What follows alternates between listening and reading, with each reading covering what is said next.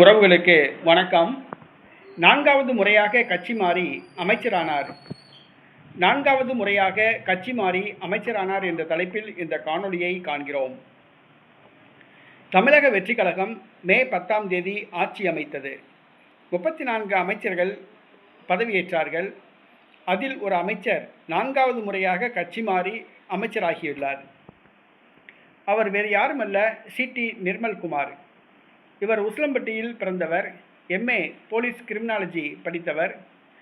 திருப்பரங்குன்றம் தொகுதியில் போட்டியிட்டு வெற்றி பெற்றுள்ளார். தற்பொழுது அமைச்சராகியுள்ளார். இவர் 2022ஆம் ஆண்டு அம்மா மக்கள் முன்னேற்றக் கழகத்தில் இருந்தார். 2024ஆம் ஆண்டு பாரதிய ஜனதா கட்சிக்கு வந்தார். 2025ஆம் ஆண்டு அதிமுகவுக்கு வந்தார். 2026ஆம் ஆண்டு அதிமுகவிலிருந்து விலகி தமிழக வெற்றி கழகத்தில் இணைந்து துணை பொதுச் செயலாளர் ஆனார்.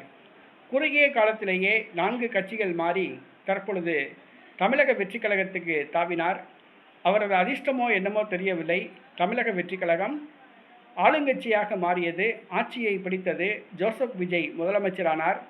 திருப்பரங்குன்றம் தொகுதியில் போட்டியிட்டு வெற்றி பெற்றார். அமைச்சராகியுள்ளார். தமிழக வெற்றி கழக அமைச்சர்களில் இவர் முக்கியமான அமைச்சராக திகழ்கிறார். சி.டி. நிர்மல்குமார் 4 கட்சிகள் மாறி அமைச்சராகியுள்ளார்.